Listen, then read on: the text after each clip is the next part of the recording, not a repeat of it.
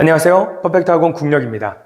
동패고 2학년 학생들이 중간고사 대비가 시작됐습니다. 그래서 저희는 어떻게 대비를 하고 있고 어떻게 진행되고 있는지에 대한 간단한 정보를 드리기 위해서 영상을 보내드립니다. 원래는 문자를 통해서 좀 진행 상황을 좀 알려드릴까 하다가 영상으로 알려드리는 것보다 얼굴을 보여드리면서 인사를 한번 드릴까 해서 이렇게 영상을 보내드려요.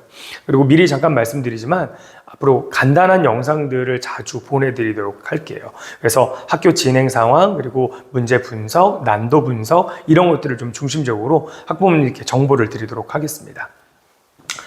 동패고 2학년 중간고사 대비 이렇게 진행됩니다.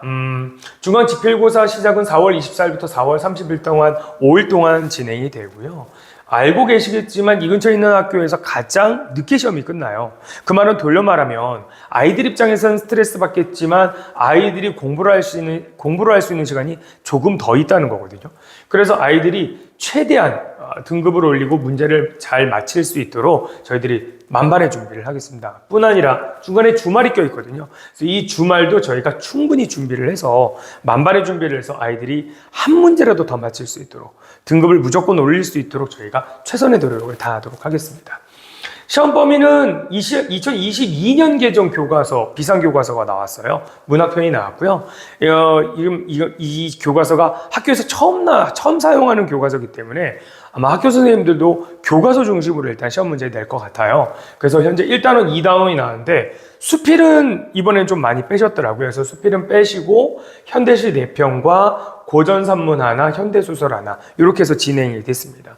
여기 플러스 알파라고 되어 있는 건 학교 교과서가 조금 더 나갈 가능성도 높긴 하지만 부교재가 있어요. 그래서 그 부교재를 어떻게 진행하냐에 따라서 시험 범위가 좀 더 늘어날 것 같습니다. 동패고 2학년 아이들 지금 이 정도 진행이 됐습니다. 3월 마지막 주 될 때까지는 내용에 좀 집중을 시켰고요. 그래서 저희는 시험 범위 내용 이미 다 봤고요. 시험 범위 외의 작품들도 좀 더 봤습니다. 그래서 아이들이 좀 많은 작품들을 좀 볼 수 있도록 저희는 노력을 좀 했고요. 내용 이해에는 작가 경향 봤고요. 전체 줄거리도 봤고 역사적 배경도 설명을 했습니다. 그래서 내용이라고 되어 있지만 엄밀히 따지면 총체적인 이해를 좀 하도록 노력을 했고요. 그리고 수학여행 가기 바로 전날은 1차 테스트를 봤습니다. 그래서 아이들이 어느 정도 숙지하고 있는지 한번 확인을 했고요. 수학여행을 갔다 온 다음부터는 부교재에 좀 집중을 할 겁니다. 물론 아직 부교재가 진행된 게 하나도 없고 학교 선생님도 부교재에 관련된 팁을 하나도 주지 않았다고 하더라고요. 그래서 저희가 작년까지 해왔던 경향대로 따진다면 아마 수능 문제 문학편이 나올 가능성이 높아서 그래서 수학여행 갔다 온 다음에는 수능 문제 문학편 중심으로 일단 진행을 하도록 할 겁니다. 그리고 둘째 주에는 2차 테스트를 한번 더 볼 겁니다. 그리고 틀린 문제 정리하면서 자신들의 취약점 파악해서 보완하도록 노력할 거고요. 셋째 주부터는 전체 내용 다시 한번 심화 수업을 할 겁니다. 그래서 핵심 내용 정리할 거고요. 복귀할 겁니다. 뿐만 아니라 연계작품, 여기에 저희들이 좀 집중을 좀 많이 할 거거든요. 왜냐면 중학교 시험하고 고등학교 시험이 가장 큰 건 중학교 시험은 학교 선생님이 가르쳐준 걸 어느 정도 외우고 있느냐를 물어보는 거라면 고등학교는 가르쳐주지 않은 작품을 어떻게 파악할 수 있느냐 이게 좀 관건이거든요. 그렇기 때문에 연계 작품을 좀 많이 보여줄 생각입니다.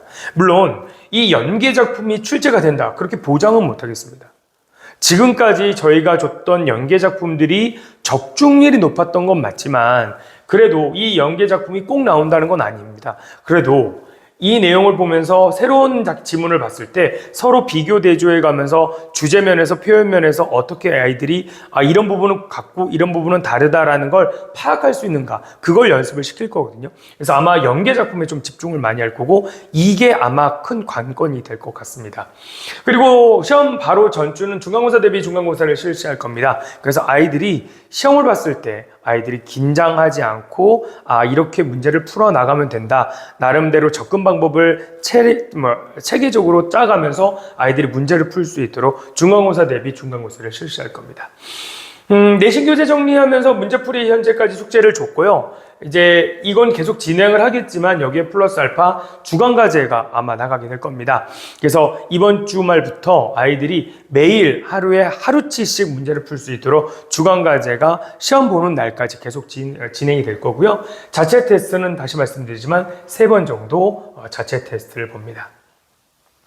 중간 집필 이유도 좀 간단하게 말씀드릴게요. 문제풀이 분석할 거고요. 물론 학생들도 하겠지만 아마 학부모님들께도 간단하게 영상을 찍어서 보내드릴 거예요. 그래서 문제풀이 하면서 난도가 어느 정도였는지 다시 한번 정리 한번 해서 보여드릴 거고요. 그리고 시험지를 바탕으로 학생 상담한 다음에 학부모님들께도 개별적으로 상담 전화를 드리도록 하겠습니다. 그리고 보통 중간고사가 끝나고 난 다음에 아이들이 생각보다 많이 풀어지거든요. 그래서 이번에는 중간고사 끝나고 나서 안 풀어지도록 모고풀이에 좀 집중을 좀 할 겁니다. 모고풀이를 집중하다 보니까 좀 난이도를 좀 높여서 아이들을 좀 강도 있게 애들을 문제를 풀어 나가게 될 것 같고요.